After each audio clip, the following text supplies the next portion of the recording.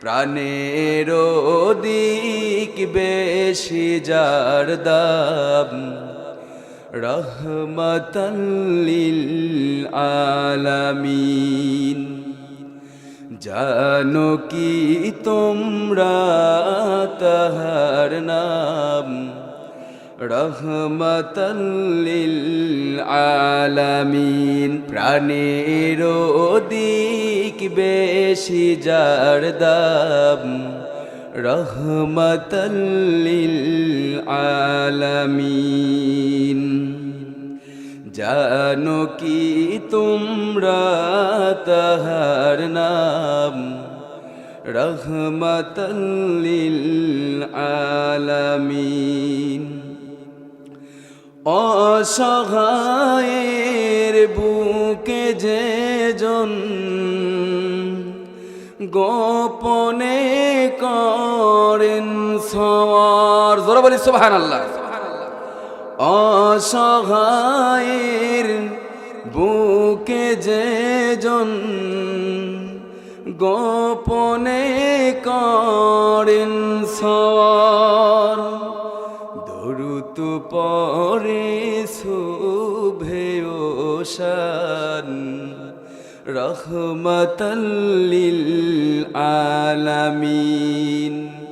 জানো কি তোমরা তাহার নাম রহমাতাল লিল আলামিন। কথা বলেন ঠিক কিনা?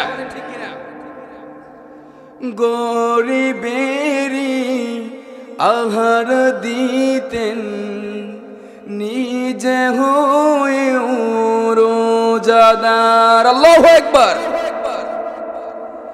গরিবেরি আহার দিতেন নিজে হয়ে রোজাদার।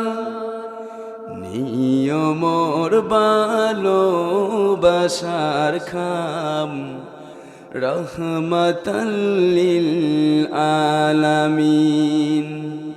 নিয়মর ভালোবাসার খাম রহমাতাল লিল আলামিন।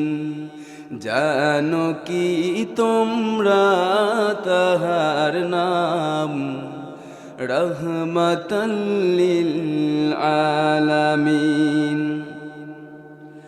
তার পথে যে বিছিয়ে দিতে টুকরো কাটার স্তূপ করে,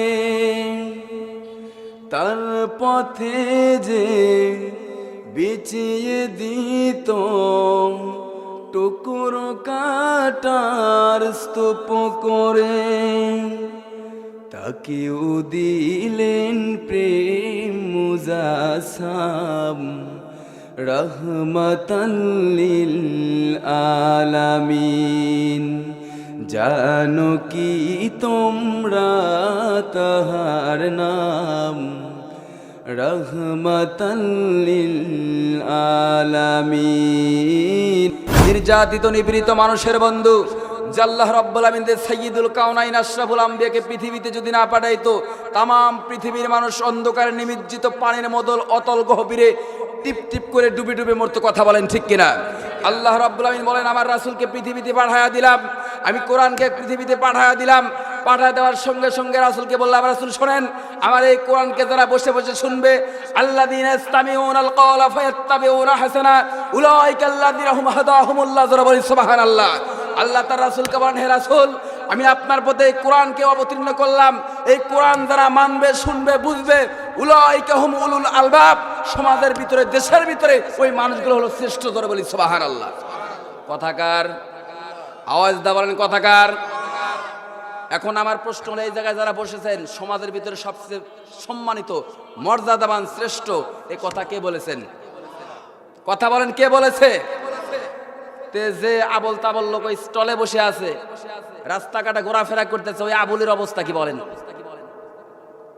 সময় গেলে সাধন, আওয়াজ দেখুন, সময় গেলে সাধন হবে না, ও মন, সময় গেলে সাধন হবে না। কথা বলেন ঠিক কিনা? It is high time to change in our life by the holy Quran. বোঝেন, এটাই উপযুক্ত সময় আমাদের জীবনকে পরিবর্তন করা। কি দিয়ে? বাই দ্য হোলি কোরআন, এই কোরআন দিয়ে। এর বাইরে যা আপনি জীবনে অ্যাকসেপ্ট করবেন, ডোন্ট অ্যাকসেপ্ট ইউর লর্ড। কোরআনের বাইরে যে কথাগুলো আপনি শুনবেন, হাদিসের বাইরে যে কথাগুলো শুনবেন, এটা আল্লাহর কাছে অ্যাকসেপ্ট না। বুঝাইতে পারছি? এটা হলো শয়তানের কাছে অ্যাকসেপ্ট। এই যে বাবাজি বলে ফেলাইছে, কোরআনের মাহফিলের মধ্যে বসে বসে কোরআনগুলো শুনলো, ফায়াত্তাবিউনা আহসানা। ওই আলেম কোরআন থেকে যেই কথাগুলো বললো, ওই কথাগুলো শ্রবণ করে শুনলো, ভক্তি সহকারে শুনলো, শ্রদ্ধার সঙ্গে শুনলো, প্রাণ ভরে শুনলো, আত্মা দিয়ে শুনলো। ফায়াত্তাবিউনা আহসানা, কোরআনের ওই কথাগুলো শোনার পর সে তার জীবন দিয়ে সুন্দর করে মানার চেষ্টা করলো। আজকের এই কোরআনের মাহফিল শুনে, মাহফিলটা সুন্দর করে শুনে আপনি নামাজ পড়া শুরু করে দিলেন, এরকম হতে পারবো কিনা? আজকের বিজ্ঞানীগণ বলেন, মানুষ ভালো থাকার একমাত্র কারণ হতে পারে 5 ওয়াক্ত নামাজ। কি বলেন তো? আল্লাহ পাক বলেন, পৃথিবীর মানুষ তোমরা শুনে রাখো, তোমরা যদি 5 ওয়াক্ত নামাজ ঠিকঠাক মতে যথাযথ টাইমে পড়তে পারো, তোমাকে সুস্থতা দান করার দায়িত্ব আমি আল্লাহ রাব্বুল আলামিনের। সুবহানাল্লাহ। আল্লাহ পাক বলেন, বান্দা, ফজরের ওয়াক্তে আজান যখন হবে, ঘুমিয়ে ঘুমিয়ে না থেকে সর্বপ্রথম তুমি যখন যে আমার কুদরতের পায়ে সেজদা দিয়ে আমার প্রশংসা আদায় করবা। জোরে বলি সুবহানাল্লাহ। বান্দা, তুমি যখন প্রশংসা আদায় করলা, আমি তোমার উপরে এতটা সন্তুষ্ট হইলাম। বান্দা, তুমি প্রথম প্রশংসা করলা হলো সূরা ফাতিহা দিয়ে। জোরে বলি সুবহানাল্লাহ। পৃথিবীতে যত দোয়া আল্লাহ রাব্বুল আলামিন এই পৃথিবীতে কোরআনুল কারীমের ভিতরে দিয়েছেন, তার চেয়ে সবচেয়ে বড় দোয়া হলো সূরা ফাতিহা। সুবহানাল্লাহ। আল্লাহ পাক বলেন, কোন মানুষ যদি একটা বছর যদি 5 ওয়াক্ত নামাজ সে পড়তে পারে, তাহলে শুধু সূরা ফাতিহা 10,500 বার পড়া হয়। জোরে বলি সুবহানাল্লাহ। আল্লাহ পাক বলেন, মানুষ কেমনে সুস্থ থাকে? একটা ছেলে যদি পরীক্ষায় ফেল করছে, তারপরে মা যদি তাকে বুঝ দেয়, বাবা টেনশন করার কারণ নাই, সামনে আবার পরীক্ষা দেওয়া ভালো করবে, কোনো টেনশন নাই, এরকম হয় কিনা? যারা খুব চালাক বাবা মা চিন্তা করে ছেলে ফেল করতেই পারে, ছেলেকে বুঝ দেয় যে বাবা ভয়ের পাওয়ার কারণ নাই, আবার দিবে, সমস্যা কি?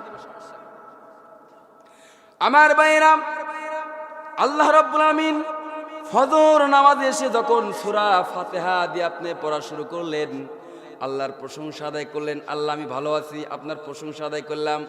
আল্লাহ, আমি আপনার সহযোগিতা চাচ্ছি। আল্লাহ, দুনিয়ার ভিতরে যারা খারাপ মানুষ তাদেরকে সম্পৃক্ত করেন না, তাদের সাথে আমাকে নিয়েন না। এই কথাগুলো নামাজে দাঁড়িয়ে সর্বপ্রথম কার কাছে বলতেছেন আপনি বলেন? আওয়াজ দা বলেন, কার কাছে? আল্লাহ বলতেছে, বান্দা, সর্বপ্রথম তোর দোয়া কবুল করে নিলাম। আজকের দিনটা সবচেয়ে মঙ্গলময় ভালো দিন হবে তোর জন্য। জোরে বলি সুবহানাল্লাহ।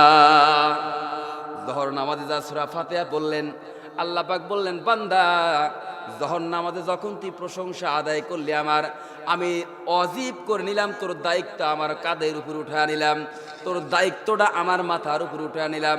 আসরের আযান পর্যন্ত তোর উপর কোনো বিপদ হবে না। জোরে বলি সুবহানাল্লাহ। আমার ভাইরা, মাগরিবের নামাজ যখন আপনি পড়লেন, আল্লাহ রাব্বুল আলামিন বলতেছে, বান্দা, তুই আমাকে সেজদা করলি, পৃথিবীর কোন রাজা বাদশার পায়ে তুই সেজদা করস নাই। কার পায়ে? বাদশার বাদশা, তামাম পৃথিবীর বাদশা, আমার আপনার বাদশা, দুনিয়া এবং আখিরাতের যিনি বিচারক হবেন, তার নাম কি বলেন? সেই মহান রব মাগরিবের নামাজ পড়ে যখন সূরা ফাতিহা পড়লেন, পড়ার সঙ্গে সঙ্গে আল্লাহকে বললেন, আল্লাহ, তোমার প্রশংসা আদায় করতেছি, দিনটা আমার ভালো হয়েছে। আল্লাহ, আমাকে খারাপ মানুষদের সাথে নিয়েন না।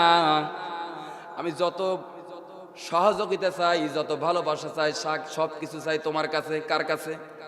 সব কিছু চাই আমি তোমার কাছে আল্লাহ। আল্লাহ বলেন বান্দা এশার পর্যন্ত তোর সমস্ত বিপদ আপদ যাতে তোর মাথার উপরে না আসে দায়িত্ব কার? জোরে বলি সুবহানাল্লাহ। আমার ভাইরা ঈশার নামাজ যখন আপনি জামাতের সঙ্গে পড়লেন, আল্লাহ রাসূল এবার এই হাদিসে কি বলেন? যে ব্যক্তিটা ঈশার নামাজটা জামাতের সঙ্গে পড়ল, আল্লাহ রাসূল সাল্লাল্লাহু আলাইহি সাল্লাম বলেন ওই ব্যক্তিটা ঈশার নামাজ পড়ে যখন রাতের বেলায় বিছানায় ঘুমাতে গেল, আল্লাহ রাসূল বলেন একজন মানুষ সারা রাত দাঁড়ায়া নফল নামাজ পড়লে যে সওয়াব, ওই ব্যক্তিটা ঘুমায়া ঘুমায়া ওই পরিমাণ সওয়াব পাবে। জোরে বলি সুবহানাল্লাহ। বিশ্বাস হয়? এই জন্য আজকে যে আপনারা এখানে আসছেন, এটা একটা পরীক্ষার জায়গা। এটা কিসের জায়গা? আজকে এই জায়গায় দুইটা জিনিস দিবেন, আর আমি আপনাদেরকে একটা জিনিস দেব। কথাকে বোঝেন। আপনি আমাকে দিবেন হলো দুইটা জিনিস। কয়টা জিনিস? তার দুইটা জিনিসের মধ্যে একটা জিনিস আমি নিমুন, আপনাকে দিয়ে দিলাম। এটা আগেই দিয়ে দিলাম, চাওয়ার আগেই।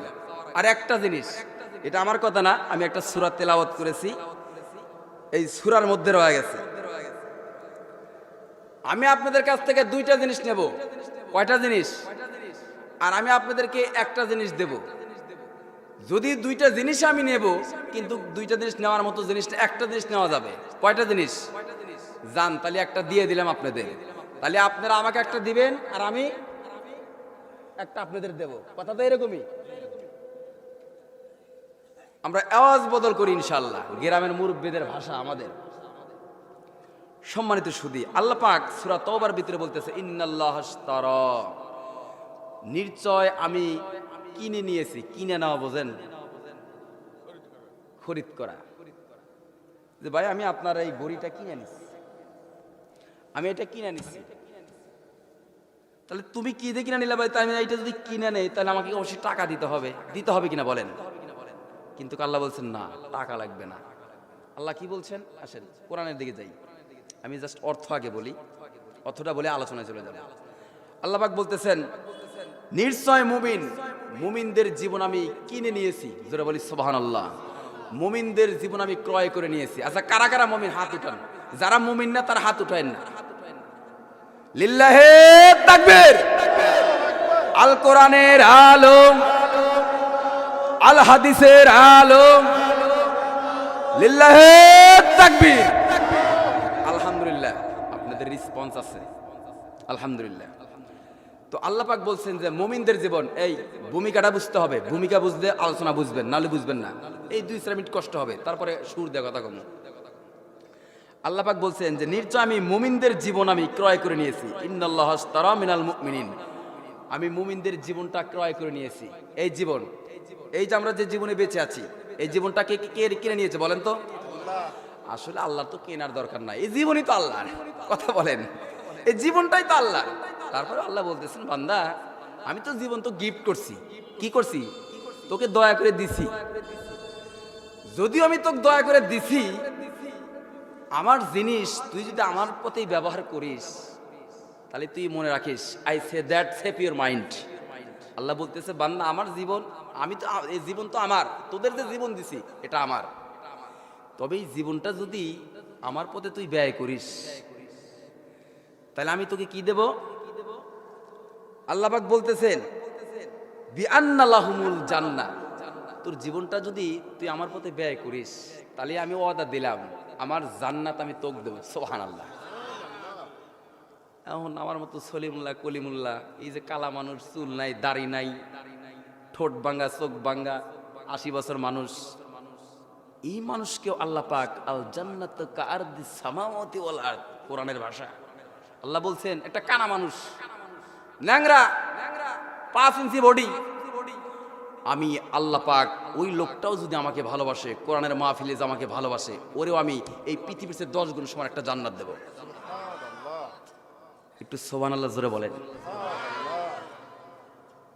চিন্তা করতে পারেন? শুধু ভালোবাসা। কি চাই আল্লাহ? কি চাই বলেন তো? আল্লাহ শুধু চায় ভালোবাসা। আল্লাহ বলে বান্দা তোর কাছে কিছুই চাই না, আমি যদি তোর উপর জুলুম করতাম আমি তাহলে বলতাম বান্দা সারাদিন নামাজ পড়। আল্লাহ এই কথা বলছে? আল্লাহ এই কথা বলে নাই। আল্লাহ যেমন ভাবে জীবন দিয়েছে, আল্লাহ কিন্তু বলতে পারতো এই 24 ঘন্টা তুই সেজদায় পড়ে থাকবি, আল্লাহকে এই কথা বলছে? আল্লাহ বলছে না, আমি তোমাকে 24 ঘন্টা দিয়েছি, তুমি কি করো? 23 ঘন্টা তুমি তোমার ইনকামের পথে ব্যয় করো, 1টা ঘন্টা 5 ওয়াক্ত নামাজ পড়ো। সুবহানাল্লাহ। আল্লাহ কি জুলুম করছে ভাই বলেন? এটা আওয়াজ দিয়ে বলেন, জুলুম করছে? তো আল্লাহ পাক বলেন যে বান্দা, এই জীবন আমি তোমাকে দিছি, তুমি আমার পথে ব্যয় করবে। আজকে আমাকে ওয়াদা দিবেন, ফজর নামাজ জামাতে পড়বেন তো ইনশাআল্লাহ? জামাতে পড়বেন? আল্লাহ তুমি কবুল করে নাও, যারা বলে আমিন। এই যে আমাকে ওয়াদা দিলেন, আসলে এখানে যেহেতু আমার মসজিদ, খুব ডিফিকাল্ট কথাগুলো বলবো না, তবে একটু বলে যাই।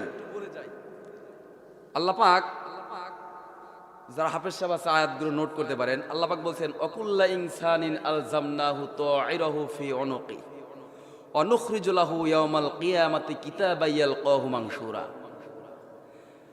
আল্লাহ পাক বলেন বান্দা, এই যে ক্যামেরা, যেই কথাগুলো বলতেছি, কালকে ইন্টারনেটে কথাটা চলে যাবে। আজকে আমাকে ওয়াদা দিলেন হুজুর, আপনার সাথে আমরা একটা জিনিস ডিসমিস করছি, মিসাল করছি, বিনিময় করছি। সেটা হলো আমি আপনাদেরকে একটা জিনিস দেব আর আপনি তার বিনিময়ে জান্নাত দিবেন। ওয়াদা দিবেন কিনা? আল্লাহ পাক বলেন ওয়াকুল্লা ইনসানিন আলজামনাহু তাইরাহু ফি উনুকি। আল্লাহ পাক বলেন দুনিয়াতে যখন বান্দারা মনে মনে যে কথা বলে, আর গোপনে যে কথা বলে, প্রকাশ্যে যে কথা বলে, যেই চিন্তা করুক না কেন, বান্দার প্রতিটি কথা বক্তব্য আল্লাহ পাক এই ঘাড়ের ভিতরে ফি উনুকি, এখানে আল্লাহ পাক মেমোরি দিয়েছেন ফি উনুকি।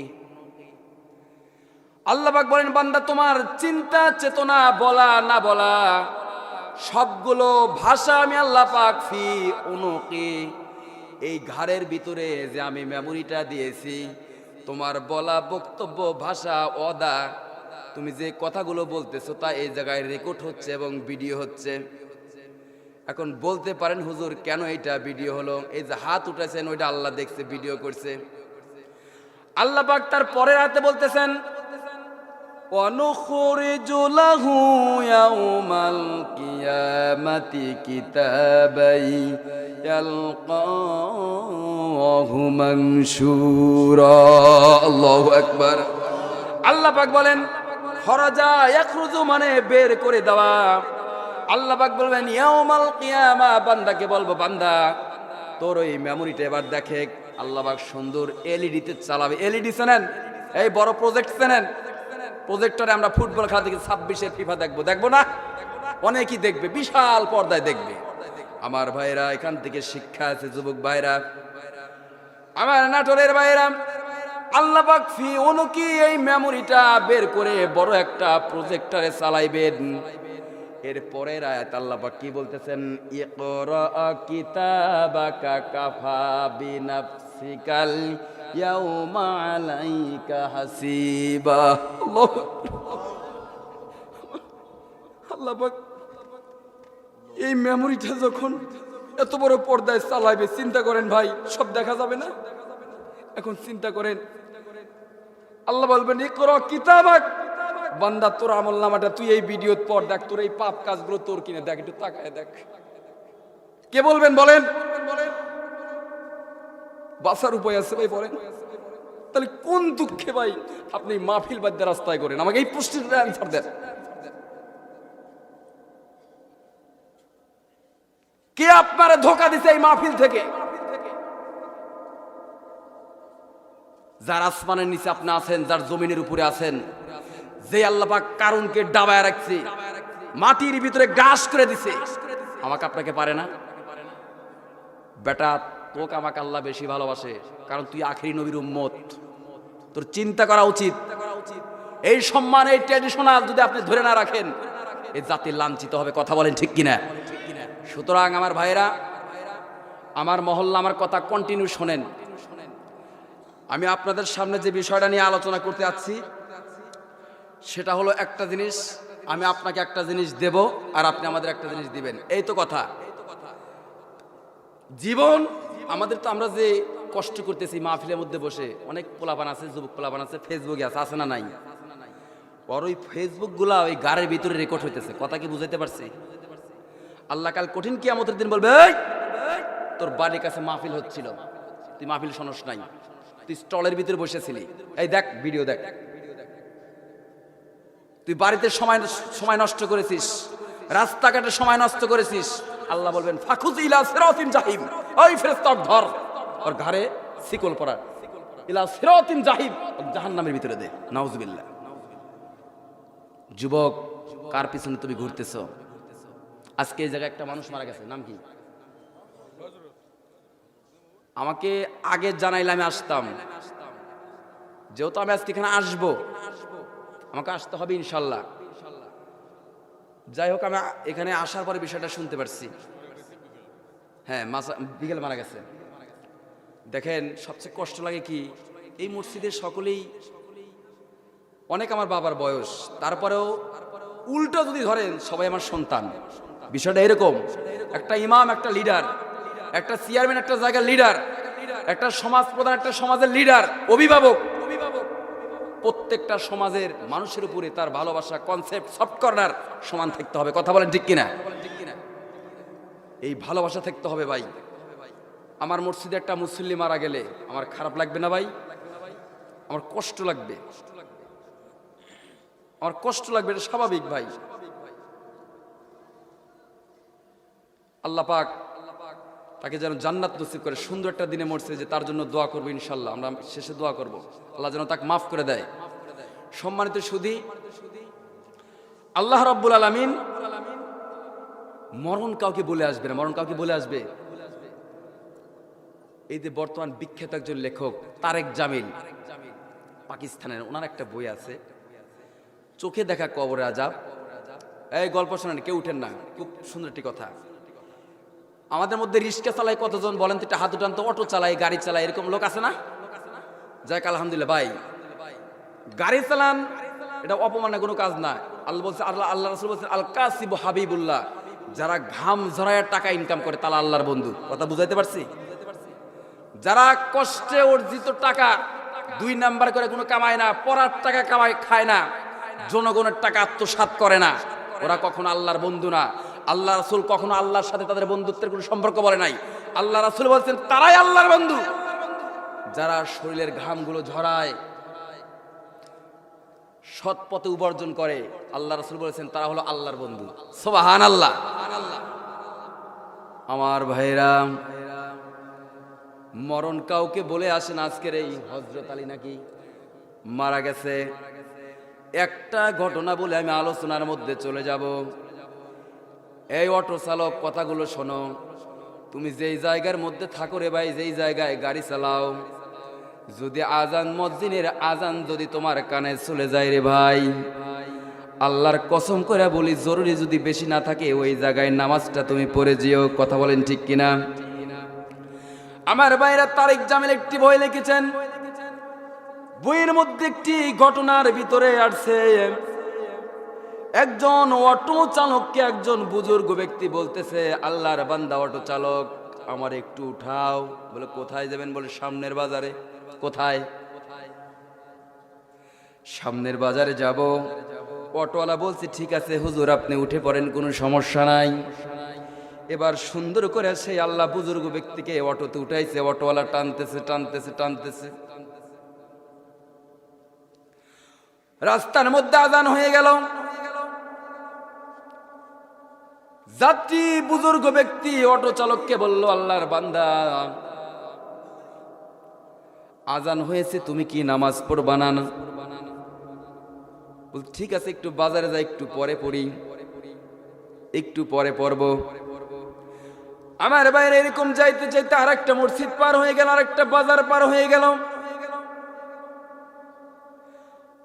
আসরের আজান পার হয়ে গেল, মাগরিবের আজান পার হয়ে গেল। এবার আল্লাহর বান্দা অটো থেকে নেমে চলে গেছে। রিক্সা চালক পুরনয় আবার বাড়ির দিকে রওনা হয়ে গেছে। মাঝপথে এসে যখন রিক্সার চাকাটা একটা ইটের সাথে লেগে রিক্সাটা উল্টে গেল। রিক্সার অ্যাক্সিডেন্টে বা অটোর অ্যাক্সিডেন্টে মানুষ কিন্তু খুব কম মরে, কোনো রকম ইনজুরি হয়, বড় গাড়ির সাথে ধাক্কা না লাগলে সেরকম কোনো ক্ষতি না হয় না। আমার ভাইরা, অটোটা উল্টে গেল। উল্টে যাওয়ার সঙ্গে সঙ্গে এবার অটো চালক জমিনের ভিতরে পড়ে গেল। এবার এই অটো চালক লক্ষ্য করে দেখলো তার বুকের উপরে যে বসে আছে সে আর কেউ নয়, কিছুক্ষণ পূর্বে যাত্রী হিসাবে যাক নামিয়ে দিয়েছে সেই লোক তার বুকের উপরে। জোরে বলি সুবহানাল্লাহ। অটো চালক চিৎকার করে বলে, ভাই কিছুক্ষণ পূর্বে তোমাকে আমি 10 কিলোমিটার ফাঁকে নামায়া দিয়ে আসলাম, অথচ তুমি এই জায়গায় আমার বুকের উপরে বসা কারণটা কি? বলে বেটা তুই বড় বেকুব, যেই মহান রব তোকে সূর্যের আলো দিছে, এত বড় বিস্তীর্ণ একটা জমিন দিল, তোকে সুস্থ একটা দেহ দিছে, অথচ সেই রবের নামটা যখন মসজিদের মাইকে আসলো রে বেটা, তুই রবের কথা বাদ দিয়ে, রবের কথা শোনা বাদ দিয়ে, রবের নামাজ বাদ দিয়ে তুই দুনিয়ার কামটাই বড় মনে করলি। তোর অটো উল্টা গেছে, এমনি উল্টে নাই, এটা আল্লাহর কুদরতের মাধ্যমে তোর অটোটা উল্টে গেছে। এখনই তোর জানটা বের করা হবে। কথা বলেন ঠিক কিনা? আমার ভাইরা, মালাকুল মউত তার জানটা সুন্দর করে বের করবে, বলতেছে ভাই আমাকে একটু সময় দেওয়া, আর আমার নামাজ কামাই হবে না, আর কোনোদিন আমি পাপ কাজ করব না, খারাপ কাজ করব না, বাঁচার উপায় আছে। কোন জমিনের মাটি আমার হবে গরুস্থান? এটা কি আপনি জানেন? এটা জানেন? সিরাজগঞ্জ থেকে মোটর সাইকেল আসি, যাইতে পারবো, গ্যারান্টি আছে। কাদের চোখের জলে আমি, কাদের চোখের জলে আমি পাবো পরিত্রাণ? কোন জমিনের মাটি আমার হবে গরুস্থান? কথা বলে ঠিক কিনা? কারায় আমায় গোসল দিবে, কে আনিবে কাফন? কারায় আমায় কেঁদে কেঁদে করে দিবে দাফন? কারায় আমার পাশে বসে শোনাবে কোরআন? কোন জমিনের মাটি আমার হবে গরুস্থান? লিল্লাহে তাকবীর। বিশ্বনবী জনাবে মুহাম্মদুর রাসূলুল্লাহ সাল্লাল্লাহু আলাইহি ওয়াসাল্লাম, আমরা একটু কষ্ট করতে পারি না ওযু করার জন্য, আমরা একটু কষ্ট করতে পারি না মানুষকে সহযোগিতা করার জন্য, আমাদের কষ্ট লাগে। আমাদের পূর্ববর্তী সাহাবী আজমাইন নবী রাসূলদের উপর অনেক কষ্ট হয়েছে, অনেক নির্যাতন হয়েছে, যাদের জীবনের বিনিময়ে আমরা এই সোনার ইসলাম পেয়েছি। জোরে বলি সুবহানাল্লাহ। হযরত খাব্বাব রাদিয়াল্লাহু তাআলা হাদিস বর্ণনা করেন। হযরত খাব্বাব বলেন, বিশ্বনবী জনাবে মুহাম্মদুর রাসূলুল্লাহ, সকলেই বলি সাল্লাল্লাহু আলাইহি সাল্লাম, আসমানের নিচে জমিনের উপরে তার চেয়ে সম্মানিত ব্যক্তি আর কেউ নাই। এই পৃথিবীতে তার চেয়ে সম্মানিত মর্যাদাবান ব্যক্তি পৃথিবীতে আর কেউ নাই। অথচ বিশ্বনবী জনাবে মুহাম্মদুর রাসূলুল্লাহ সাল্লাল্লাহু আলাইহি ওয়াসাল্লাম, খাব্বাব বলেন, আমরা বিশ্বনবী জনাবে মুহাম্মদুর রাসূলুল্লাহ সাল্লাল্লাহু আলাইহি সাল্লামকে খুঁজতেছিলাম একটা কথা বলার জন্য। কি বলার জন্য ভাই? খাব্বাব বলেন, আমরা বিশ্বনবীকে একটি কথা বলার জন্য খুঁজতেছিলাম। মদিনার মক্কার অলিতে গলিতে খুঁজতে খুঁজতে এমন একটি জায়গায় পেলাম, ওহুয়া মুতাওয়াসসিদুন বুরদাতুল্লাহু ফি জিল্লিল কাবা। জোরে বলি সুবহানাল্লাহ। দিন দুনিয়ার বাদশা আল্লাহ পাক যাকে সৃষ্টি না করলে পৃথিবীর কোনো কিছু সৃষ্টি করতেন না। 18,000 মাখলুকাতের ভিতরে আল্লাহ পাক যার সম্মান করে দিয়েছেন আকাশচুম্বী, হযরত খাব্বাব বলেন অহুয়া মুতাওয়াসসিদুন বুরদাতুন লাহু। আমরা লক্ষ্য করে দেখলাম দিন দুনিয়ার বাদশা বিশ্বনবী নিজের গায়ের চাদরটা ভাঁজ করে জমিনের উপরে দিয়ে তার উপর মাথা দিয়ে আরাম ফরমাচ্ছেন। জোরে বলি সুবহানাল্লাহ। খাব্বাব বলেন আমরা লক্ষ্য করলাম বিশ্বনবী এত বড় পাওয়ারফুল একজন মানুষ, সাইয়্যিদুল বিয়া, কাঁথা নাই বালিশ নাই, এমন একটা মানুষ নিজের শরীরের চাদরটা সুন্দর করে ভাঁজ করে জমিনের উপরে রেখে তার উপর মাথাটা রেখে তিনি আরাম ফরমাচ্ছেন। জোরে বলি সুবহানাল্লাহ। ফি জিল্লিল কাবা। হযরত খাব্বাব রাদিয়াল্লাহু তাআলা আনহু বলেন বিশ্বনবী চাদরটা জমিনের মধ্যে বিছায়া কাবার ছায়ার নিচে আরাম ফরমাচ্ছেন। আল্লাহু আকবার। আচ্ছা বলেন আমার রাসূলের তো টাকার অভাব ছিল না, পয়সার অভাব ছিল না, ছিল কি? আল্লাহ পাক বলেন সাহাবী আজমাইন, বিশ্বনবী সাহাবীদেরকে বলেন সাহাবীরা আমি যদি উহুদ পাহাড়কে সোনা হতে বলি উহুদ পাহাড় সোনা হয়ে যাবে, কিন্তু বান্দা আমার সাহাবীরা শুনে রাখো এই দুনিয়া আমি চাই না, আমি চাই আমার মহান রবের সান্নিধ্য। জোরে বলি সুবহানাল্লাহ। আমার ভাইরা জীবন আল্লাহর পথে কেমনে দিতে হবে, আল্লাহর পথে সময়গুলো কেমনে ব্যয় করতে হবে, সাহাবীদের কাছ থেকে জীবনটা আমাদের শিখতে হবে। সাহাবী আজমাইন বলেন খাব্বাব রাদিয়াল্লাহু তাআলা আনহু যেমন এইভাবে শোয়া দেখলেন, রাসূল সুন্দর করে তার চাদরটা বিছিয়ে দিয়ে জমিনের উপরে বিছিয়ে শুয়ে পড়ছেন। খাব্বাব বলেন কলা শাওকানা ইয়া রাসূলুল্লাহ, হে আল্লাহ রাসূল, আলা তাদউ লানা আলা তাস্তানসুর লানা আলা তাস্তানসুর লানা আলা তাদউ লানা। হে আল্লাহ রাসূল, আবু জেহেল উতবা সাইবা আমাদের কত মেরে মেরে শেষ করে দিল, যারা ইসলাম ধর্ম গ্রহণ করেছে, যারা আপনার দিন মেনেছে তাদের সাথে কেনা বেচাটাও বন্ধ করে দিছে। জোরে বলি নাউজুবিল্লাহ।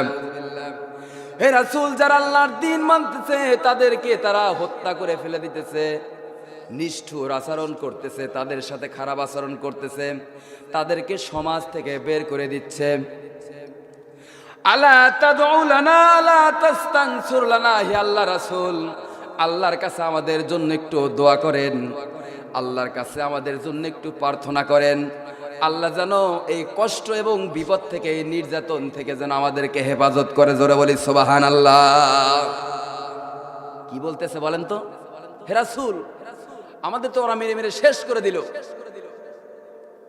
আমাদের তো শেষ করে দিল, এটা আল্লাহর কাছে দোয়া করেন, আল্লাহ যেন আমাদেরকে বিপদ থেকে বাঁচায়, একটু হেফাজত করে। আমার ভাইরা, বিশ্বনবী কাবার ছায়ার মধ্যে তার চাদরের উপরে মাথাটা রেখে আরাম ফরমাচ্ছিলেন। বিশ্বনবী খাব্বাবের কথাগুলো শুনে উঠে বসলেন। খাব্বাবকে বললেন খাব্বাব শোনো, কলা কানার রুজুলু ফি মান ক্বাবলাকুম। জোরে বলি সুবহানাল্লাহ। আল্লাহ রাসূল বললেন কলা কানার রুজুলু ফি মান ক্বাবলাকুম। খাব্বাব তুমি শোনো, তুমি কোন কষ্টের কথা আমাকে শোনাও, তুমি কোন দুঃখের কথা আমারে শোনাও, তুমি কোন আঘাতের কথা তুমি আমারে শোনাও রে খাব্বাব। কানার রুজুলু ফি মান ক্বাবলাকুম, তোমাদের পূর্বে এমনও কিছু মানুষ ছিল, এমনও কিছু নবী রাসূল ছিল, এমনও কিছু তোমাদের বন্ধু ছিল, যাদের জন্য কি করা হতো, ফায়ুহফারু লাহু ফিল আরদ। সেই সময়ে যারা আল্লাহর দ্বীনকে মেনে নিয়েছে, আল্লাহকে ভালোবেসেছে, আল্লাহকে মহব্বত করেছে, ফায়ুহফারু লাহু ফিল আরদ, সেই মানুষগুলোর জন্য জমিনে গর্ত খনন করা হতো। কোথায় বলেন? জমিনের ভিতরে গর্ত খনন করা হতো। আল্লাহ রাসূল বলেন খাব্বাব শুধু তাদের জন্য জমিনে গর্ত খনন করতো না, ফাইজআলু ফিহা, এরপরে সেই তাজা মানুষটাকে এনে সেই গর্তের ভিতরে নাভি পর্যন্ত মাটির ভিতরে নামায়া দিত, প্রবেশ করা দিত। জোরে বলি নাউজুবিল্লাহ। খাব্বাব শোনো, জীবিত মানুষটাকে তারা জমিনের ভিতরে মাজা পর্যন্ত নাভি পর্যন্ত তারা জমিনের ভিতরে ডাবায়া দিল, চতুর্দিক থেকে মাটি চাপায়া দিল। কি চাপায়া দিল ভাই? চতুর্দিক থেকে মাটি চাপায়া দিল। ফাইউজা আবিল মানসার, এরপরে তাকে কি করা হতো? ওই মানুষটার জন্য একটি করাত আনা হতো। করাত চেনেন? আলোচনাটা আমি জুমাতে সমাপ্ত করতে পারি নাই, মনে আছে? আল্লাহ রাসূল বলেন, খাব্বাব তুমি কোন ইতিহাস শোনাও? জীবিত একটা মানুষকে জমিনের ভিতরে গর্ত খনন করে সেই জায়গায় গর্তের ভিতরে তাকে প্রবেশ করাইতো নাভি পর্যন্ত। এরপরে চতুর্দিক থেকে তাকে মাটি দেওয়া হতো। এরপরে ফাইউজা বিল মানসার, এরপরে তার মাথার উপরে করাতটা রাখা হতো, তার জন্য করাত আনা হতো। ফাইদা আও আলা রাসিহি, এরপর তাজা মানুষের মাথার উপরে তারা করাতটা রেখে দিত। জোরে বলে নাউজুবিল্লাহ। ফাইউ শাক্কু বিসনাইন, এরপরে সেই করাত দিয়ে ওই জীবিত মানুষটাকে চিরে দ্বিখণ্ডিত করে ফেলে দিত। জোরে বলি নাউজুবিল্লাহ। আল্লাহ রাসূল বলেন, খাব্বাব শুনে রাখো, ওয়ামা ইয়াসুদ্দু যালিকা আন দীনি। খাব্বাব শোনো, তুমি কোন কষ্টের কথা শোনাও? যে মানুষগুলো এত কষ্ট নির্যাতন দুঃখ পাবার পরেও ওয়ামা ইয়াসুদ্দু যালিকা আন দীনি, আল্লাহর দিন থেকে এক চুল পরিমাণ, আল্লাহর মুহাব্বত থেকে এক চুল পরিমাণ বিচ্ছিন্ন হয় নাই, সরে দাঁড়ায় নাই। জোরে বলি সুবহানাল্লাহ। এরা হলো ইমানদার, এদের কষ্টের বিনিময়ে আমরা আজকে ইসলাম পেয়েছি। কথা বলেন ঠিক কিনা? এই জন্য আল্লাহ পাক বলেন, ইন্নাল্লাহা আশতারা মিনাল মুমিনিনা আনফুসাহুম ওয়া আমওয়ালাহুম বিআন্না লাহুমুল জান্নাহ। এখন তো আর আমাদের সময় আর অত কষ্ট নাই।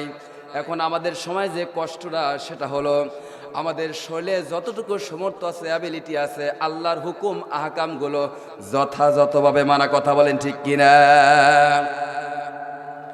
আমার ভাইরা, আল্লাহ রাব্বুল আমিন বলেন, বান্দা আমার এই হুকুম, আমার এই আহকাম যদি তোমরা যথাযথভাবে মানতে পারো, আমার দেওয়া জীবনটাকে যদি আমার হুকুম আহকামের মধ্য দিয়ে যদি তুমি মানতে পারো, আমি আল্লাহ ওয়াদা দিলাম বান্দা, তোমাকে আমি জান্নাত দিয়ে দেব। জোরে বলি সুবহানাল্লাহ। সন্দেহ আছে কোনো? বলেন তো। আল্লাহর জান্নাত পাবো, আল্লাহ পাক যেন কবুল করে নেয়। জোরে বলে আমিন। আমার ভাইরা, আল্লাহ রাব্বুল আলামিন শোনেন, আল্লাহ রাব্বুল আলামিন দ্বিতীয় কথা বলছেন যে আমওয়ালাহুম, সম্পদ। কি বলছে বলেন তো ভাই?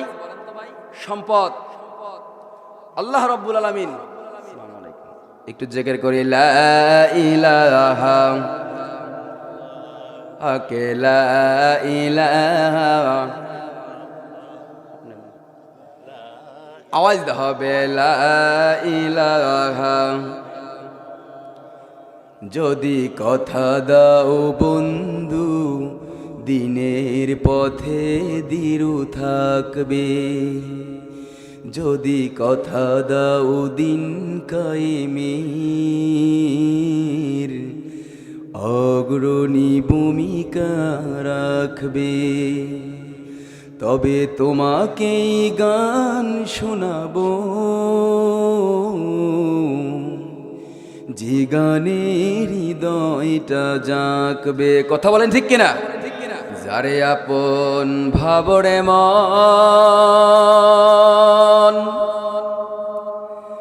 সে তো তোমার আপন নয়। কথা বলেন ঠিক কিনা? যারে আপন ভাবরে মন, সে তো তোমার আপন নয়। হুযায়ফা রাদিয়াল্লাহু তাআলা আনহু সময়টা ছিল, খুব শোনেন, সময়টা ছিল যারা ইমানদার, এই যে মুমিনের কথা বললাম, আল্লাহ যাক জান্নাত রিজার্ভ করে দিবেন, আল্লাহ তার 3.5 হাত কবরটাও জান্নাত বানাতে পারে। সুবহানাল্লাহ। আল্লাহ বানাইতে পারে কিনা? আল্লাহর রাসূল বলেন, যখন কোনো মুমিন বান্দা কবরে যাবে, আল্লাহ বলবে, এই কবর ওর চোখের পাওয়ার যত দূর যায় এত দূর প্রশস্ত হয়ে যায়। সুবহানাল্লাহ। 1933 তখন ইরাকের প্রেসিডেন্ট ছিল হলো না ফয়সাল আহমেদ, নাম কি? ফয়সাল সাহেব। রাষ্ট্রপতি ছিলেন হলো নুরি মালিকি। সেই সময় বিখ্যাত একজন আপনার বিচারক ছিল, এক মুফতি। কয়জন মানুষের নাম বললাম? 3 জন মানুষের নাম বললাম। সবচেয়ে পৃথিবীতে বেশি যে নবী রাসূলদের আগমন, সেটা হলো ইরাক, ইরান, সিরিয়া, মিশর, আরব, তুরস্ক, এই জায়গাগুলোতে বেশি। তার মানে আল্লাহ পাক সবচেয়ে বেশি নবী দিয়েছেন বনি ইসরাইলে। সুবহানাল্লাহ। কিন্তু এই জাতি মানুষ না, কত নবীকে যারা হত্যা করে ফেলেছে তার হিসাবই নাই। আল্লাহ মাফ করুক। আমার ভাইরা, কথাটা কেন বললাম? এই যে বলছি যে আল্লাহ যাকে জান্নাত দিবেন তার কবরটাই হবে জান্নাত। সুবহানাল্লাহ। তার কবরটাই কি হবে? জান্নাত। আমার ভাইরা, আল্লাহ রাব্বুল আলামিন এই ইরাকের মধ্যে রয়েছে দাজলা নদী, ইরাকের মধ্যে রয়েছে দাজলা নদী। দাজলা নদীর তীরে 2 জন সাহাবীর কবর। কয়জন? একজন হলো সাহাবী আর আরেকজন হলো আনসার, যারা মদিনা থেকে বিশ্ব নবীকে সহযোগিতা করেছে, ভালোবেসেছে। আহারে, মক্কার মানুষগুলা যখন বিশ্ব নবীকে দেখতে পেল না, আঘাত করলো, কষ্টের পর কষ্ট দিল, এমনকি 2 থেকে 3 বছর তাকে জেলের ভিতরেও রাখলো। কথা বলেন ঠিক কিনা? যদি কোনোদিন হয় 3 বছর রাসূল জেল খেটেছেন, এই আয়াত, এই কথা আমার এই ডায়েরিতে নোট করা আছে, কোরআন এবং হাদিস দিয়ে ওই কথা পরে শোনাবো। আমি বুঝাতে চাচ্ছি মক্কার মানুষগুলা রাসূলকে এতটা কষ্ট দিয়েছে। আল্লাহ পাক বললেন, রাসূল, মক্কার মানুষগুলো আপনাকে দেখতে পারে না, কষ্ট দেয়, আঘাত দেয়, আপনি কষ্ট পেন না। আমি আপনাকে শহর থেকে অন্য একটা জায়গায় নিয়ে যাব, যে জায়গায় নিলে রাসূল আপনাকে ওরা ভালোবাসবে, মহব্বত করবে, আদর করবে। জোরে বলি সুবহানাল্লাহ। এই মদিনা থেকে রাসূল মক্কা থেকে মদিনায় হিজরত করলেন। এই হিজরত করার পর যারা সহযোগিতা করছে রাসূলকে, এরা হলো আনসার। জোরে বলি সুবহানাল্লাহ। আমার ভাইরা, 1933-এর কথা। আল্লাহ পাক কবরটাকে যে জান্নাত বানাইতে পারে, এই আয়াত দ্বারাই, আয়াতে আল্লাহ ঘোষণা দিয়েছেন, যে আয়াতটা আমি আপনাদের সামনে পড়েছি। আল্লাহ পাক বলেন, বান্দা, যদি কোনো মুমিন বান্দা যখন কবরের ভিতরে যাবে, আজকে যাকে হযরত আলীকে কবরে রেখে আসা হয়েছে, আহারে, সর্বপ্রথম এসে ফেরেশতা এসে বলবে, মান রব্বুকা, মান দীনুকা, মান হাজার রাজুল। এই হযরত Ali, do you know about the prophet হযরত মুহাম্মদ সাল্লাল্লাহু আলাইহি সাল্লাম? হযরত আলী, তুমি একটু বলো আমার বিশ্ব নবী সম্পর্কে, তুমি 2-4টা কথা বলো। দুনিয়াতে যদি কোনো মানুষ নামাজ কালাম পড়ে, রোজা রাখে, তাহলে সে বিশ্ব নবীকে চিনতে পারবে। জোরে বলি সুবহানাল্লাহ।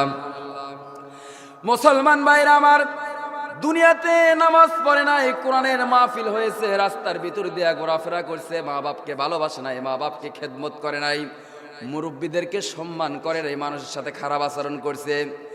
যখন কবরের ভিতরে এই মানুষগুলাকে যখন প্রশ্ন করা হবে, সে বারবার একটা কথা বলবে, I don't know about you. ফেরেশতা, তুমি যে বিষয় সম্পর্কে আমাকে প্রশ্ন করতেছো তার সম্পর্কে আমার কিছু জানা নাই। আল্লাহ সুন্দর করে ফেরেশতারা বাউডাটা তৈরি করবে, রব্বুল আলামিন। আল্লাহ, এমন একটা কবরের ভিতরে গিয়েছিলাম, যারে প্রশ্ন করলাম, বেটা তো কিছুই জানে না,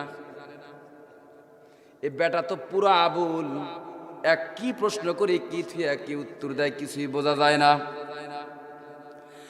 আল্লাহ পাক বলবেন, ফেরেশতারা তোমরা উঠে আসো, আর আমার জাহান্নাম থেকে এমন একটা সুড়ঙ্গ তার কবরের ভিতরে লাগায়া দাও যেন কিয়ামত পর্যন্ত ওর উপর আযাব হয়। জোরে বলি নাউজুবিল্লাহ। আমার ভাইরা, আর যদি বান্দা যদি 5 ওয়াক্ত নামাজ পড়ে, আল্লাহর হুকুম হাকাম ফরজ হুকুমগুলো যদি মানে, বিশেষ করে সবচেয়ে বড় কথা বর্তমান সময়ের জন্য সেটা হলো 5 ওয়াক্ত নামাজ যে বান্দা জামাতে পড়লো, কোথায় বলেন? কত সুন্দর মসজিদ করছে গ্রামের ভিতরে। 5 ওয়াক্ত নামাজ যখন জামাতের সঙ্গে পড়লেন, ওর দ্বারা খারাপ কাজ হবে না। আহারে, আপনাকে যখন কবরের ভিতরে রেখে আসা হবে রে বান্দা, আমার নাটোরের ভাইরা, যখন আপনাকে কবরে রাখা আসবে, নামাজ পড়ছেন, রোজা রাখছেন, সব কাজ করছেন, বিশেষ করে বাবা মাকে আপনি ভালোবাসছেন, যখন কবরে রাখা হয়েছে ফেরেশতা এসে বলবে মান দিনুকা মান রব্বুকা মান হাজার রজুল, এ আব্দুল খালেক, আব্দুল জলিল, আব্দুল জব্বার, তুমি বলো তোমার রবকে, তুমি বলো তোমার দিনকে, তুমি বলো তোমার রাসূলকে। জোরে বলি সুবহানাল্লাহ। আমার ভাইরা, দুনিয়াতে যেই বান্দা ভালো ছিল, সবচেয়ে ভালো মানুষ ছিল, ওই বান্দা সুন্দর করে এই ফেরেশতাদের উত্তর দিয়ে দেবে আমার রব হলো আল্লাহ। জোরে বলি সুবহানাল্লাহ। আমার রাসূল হলো বিশ্ব নবী জনাবে মুহাম্মদুর রাসূলুল্লাহ, সকলেই বলি সাল্লাল্লাহু আলাইহি সাল্লাম। আর 3 নাম্বার হলো আমার ধর্মের নাম হলো ইসলাম। জোরে বলি সুবহানাল্লাহ। আমার ভাইরা, যেই ঘটনা বলতেছিলাম, আজকে যেই ব্যক্তি মারা গেছে আমরা তার জন্য দোয়া করি, আল্লাহ রাব্বুল আমিন আজকের এই মাহফিলের কারণে কবরের প্রশ্নগুলো তার জন্য যেন সহজ করে দেন, আমিন। আমার ভাইরা, এই দাজলা নদীর তীরে 2 জন ব্যক্তির কবর, একজন হলো আনসার আর একজন হলো সাহাবী। নাম কি বলেন? একজন হলো আনসার আর একজন হলো সাহাবী, যাদের জেনেটিক নাম হলো, মূল নাম হলো হযরত হুযায়ফা রাদিয়াল্লাহু তাআলা। নাম কি? আর একজনের নাম হলো আব্দুল্লাহ আনসার। জোরে বলি সুবহানাল্লাহ। আমার ভাইরা, দাজলা নদীর তীরে তাদের 2 জনের কবর। গভীর রাত্রিতে রাত যখন গভীর হয়ে গেছে, দাজলা নদীর পানি ঢেয়ে ঢেয়ে হুযায়ফা রাদিয়াল্লাহু তাআলা আনহুর কবরের একটা অংশ ভেঙে গেছে। আল্লাহ রাসূলের সাহাবী হুযায়ফা রাদিয়াল্লাহু তাআলা আনহু সেই সময়ের ইরাকের প্রধান বিচারপতি মুফতিকে স্বপ্নে দেখায়, মুফতি রে, দাজলা নদীর পানির ঢেয়ে ঢেয়ে আমার কবরের একটা অংশ নিয়ে চলে গেছে।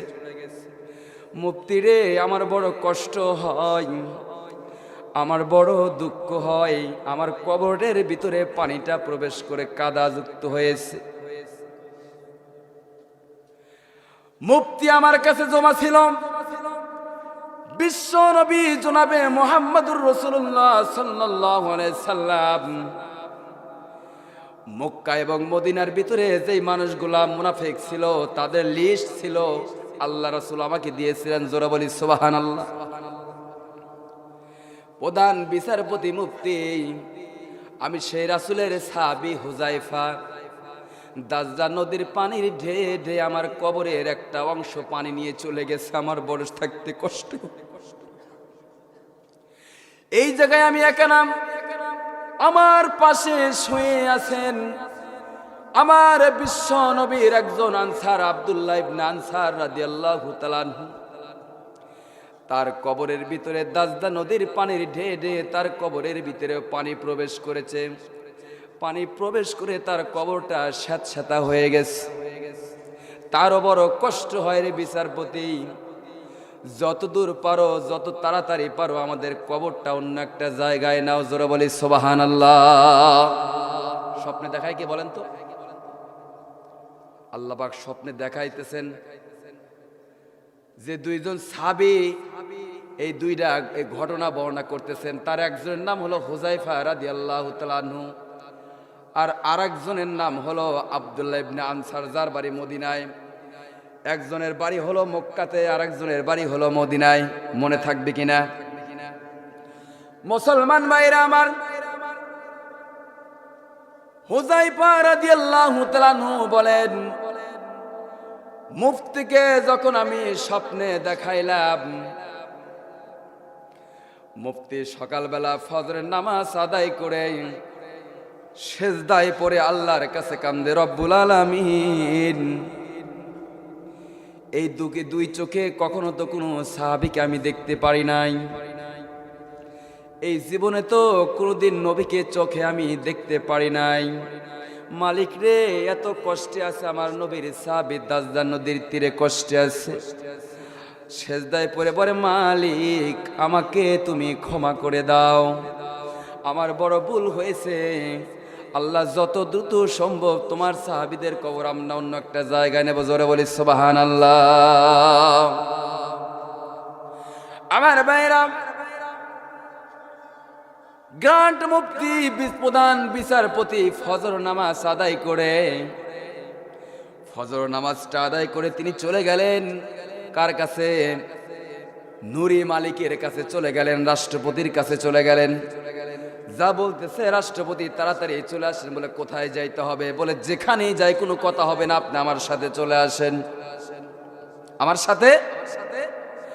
আপনার সাথে কোনো কথা হবে না, আপনি দ্রুত আমার হাত ধরে আপনি চলে আসেন, আমি যেই জায়গায় নেই আপনি সেই জায়গায় চলেন।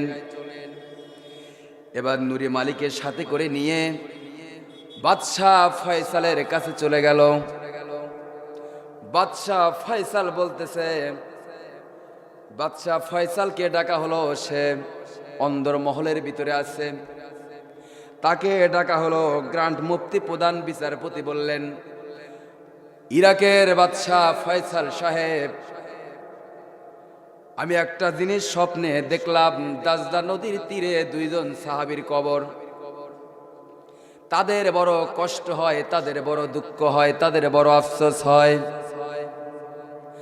রাতের বেলায় স্বপ্নে দেখলাম দাজদা নদীর পানির ডেডে তাদের কবরের একটা অংশ চলে গেছে।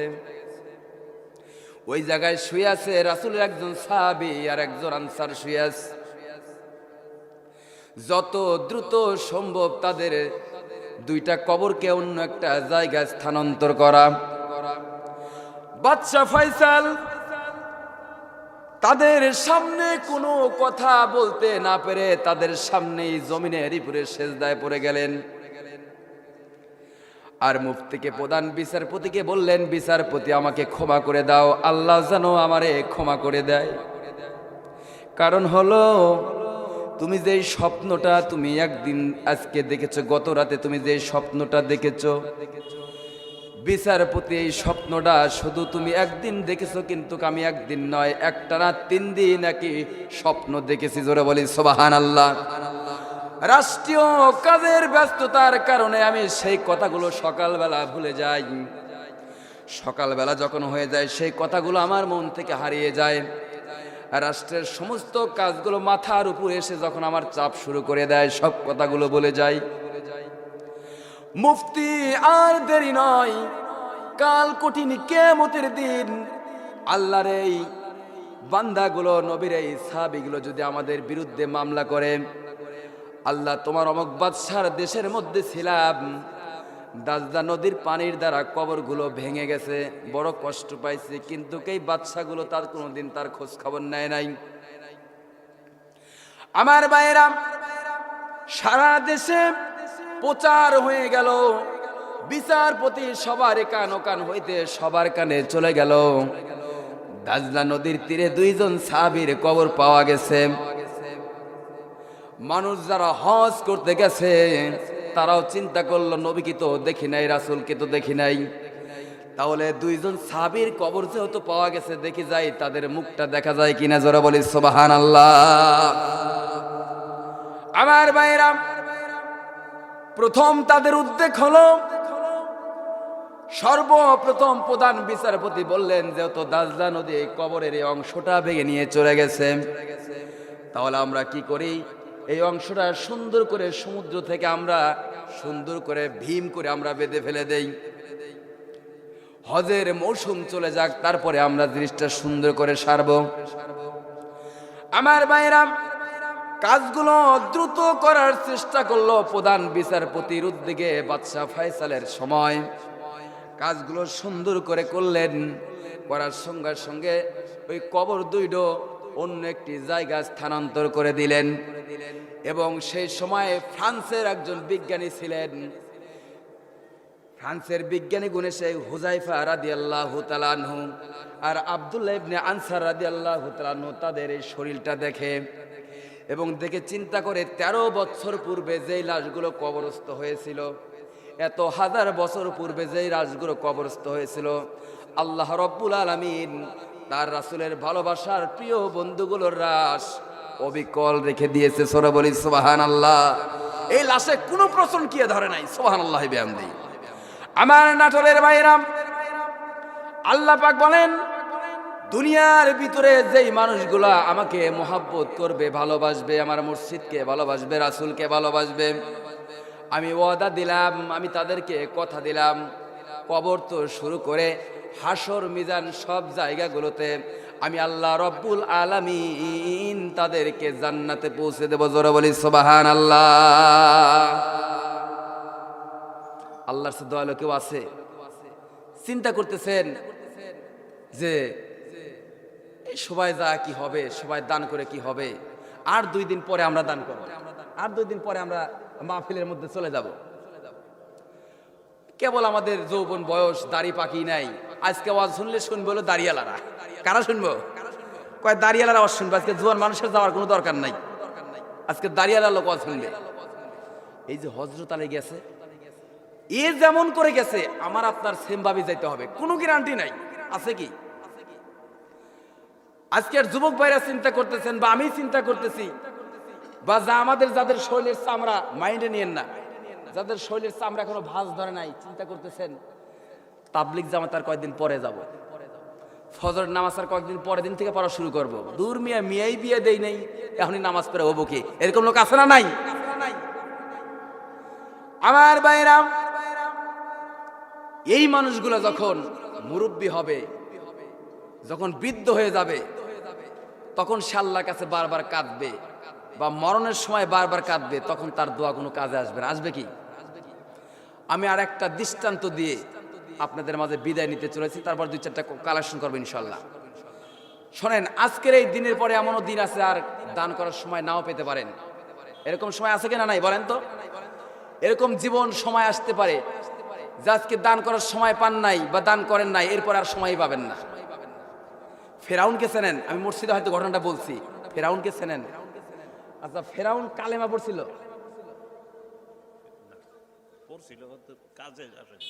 কাজে আসে নাই। কি বলে? ফেরাউন কালেমা পড়েছিল কিন্তু কি আসে নাই? কাজে আসে নাই। আচ্ছা, ফেরাউন আল্লাহর এত বড় দুশমন ছিল, তো আল্লাহর তো উচিত ছিল, দেখেন রাজনৈতিক দলের মাইন্ড নেন না, এখন মনে করেন সেম জামাতের একজন টপ লেভেলের নেতা যদি বিএনপিতে যোগ দেয়, এটা কিন্তু এখন খবরে হেডলাইন। সে আমি বলছি, জামাতের যদি কোনো লোক বিএনপিতে ভালো একটা পর্যায়ের যদি একটা লোক বিএনপিতে যোগ দেয়, পত্রিকায় কালকে প্রথম আলোর হেডলাইন। এটা যদি ঠিক হয়, এক কথা বোঝেন। আবার যদি বিএনপির কোনো লোক বড় মানের নেতা জামাতে যোগ দেয়, সেটাও কিন্তু পত্রিকার হেডলাইন। নাকি ভুল বললাম? এখন এই কথাটা কেন বললাম শুনবেন তো। ফিরআউন এত বড় পাওয়ারফুল মানুষ, অথচ সেই লোকটা যখন আল্লাহ রাব্বুল আমিন বারবার তাকে বুঝাইল, এই ফিরআউন ভালো হয়ে যা, বড় হয়ে যা, আমাকে মান, আমাকে বোঝে, আমার মুসাকে মান, আমার তাওরাত মানে, আমার জাব্বুর মান, আমার ইনজিল শরীফ মান। সে বলতেছে আমার চেয়ে বড় ক্ষমতাবান আর কেউ নাই। জোরে বলি নাউজুবিল্লাহ। মানে না, মানে বাগে পাই না।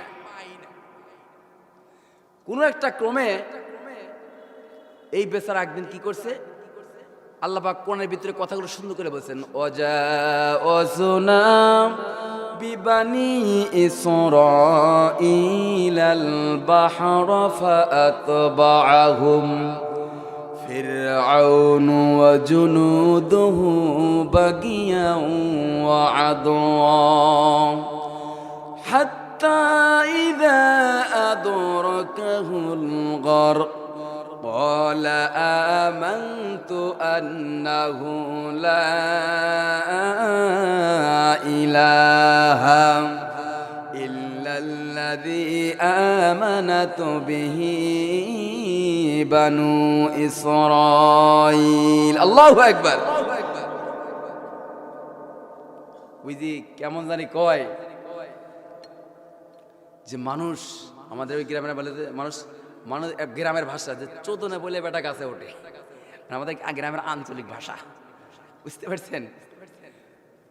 তো আল্লাহ রাব্বুল আমিন বলেন, আল্লাহ ফেরাউনকে বারবার বলল, ফেরাউন আমার মুসাকে মান, মুসাকে মান, মুসাকে মান, মুসাকে মান। এই বেটা মানে না, বরং মানা তো দূরের কথা, মুসাগারও মারি বের যায়। কথা বলেন ঠিক কিনা?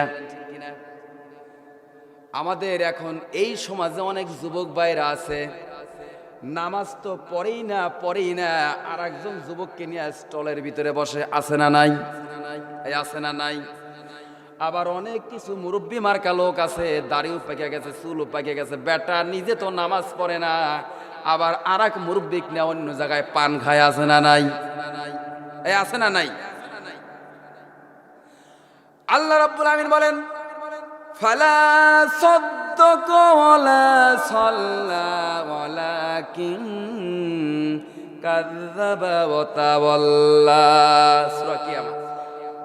আল্লাহ পাক বলেন, ওই বেটা তো নামাজ পড়লই না, নামাজকে মিথ্যা প্রতিপন্ন করলো, এরপরে আরেকজনকে নামাজ ফাঁকি দিয়ে নিয়ে অন্য জায়গায় চলে গেল। আয়াত যা খুলে দেখবেন বাড়ি।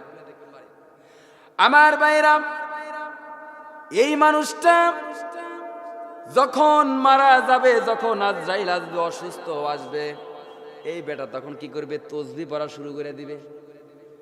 এখন তার ওঠার বয়স নাই, তার ডায়াবেটিস ধরে গেছে, আর নড়তে পারে না, চড়তে পারে না, বেটার বউ ছাড়া সে আর উঠতে পারে না, বউ ছাড়া আর নড়াচড়া করতে পারে না। এরকম বয়স আমাদের আসে কিনা? আসে কিনা বলেন? আমার ভাইরা, কথাগুলো বলেন সুন্দর করে মনে নেন। যৌবন বয়সের হিসাবটা আল্লাহ পাক কিয়ামতের দিন আগে নিবেন। আল্লাহ পাক বিচারের দিন একটা 144 জারি করবেন। বাংলাদেশের যেই অঞ্চল দিয়ে 144 জারি করে, বন্দুক এইভাবে দূরে রাখে কিনা? আল্লাহ পাক বিচারের দিন সর্বপ্রথম 144 জারি করবেন। সেই জারিটা কিরকম হবে? লা তাজুলু কদামা ইবনে আদম হাত্তা ইসআলু আন খামসিন। ডোন্ট মুভ ইয়া মাদম ম্যানকাইন্ড, ডোন্ট মুভ ম্যানকাইন্ড।